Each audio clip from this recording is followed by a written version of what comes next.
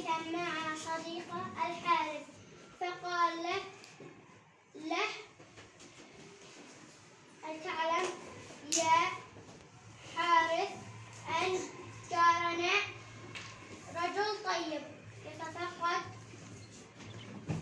جيراننا ويحسن إلينا؟ فقال الحارث وكيف عرفت ذلك يا هيثم؟ قال هيثم مرض والدي بسبب تناول ثمار غير مغسولة. فجاء جارنا وسأله عنه فأخبره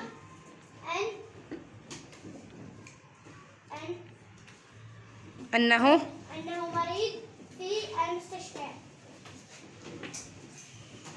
فتأسف كثير. وفي اليوم الثاني بحث عنه في المستشفى،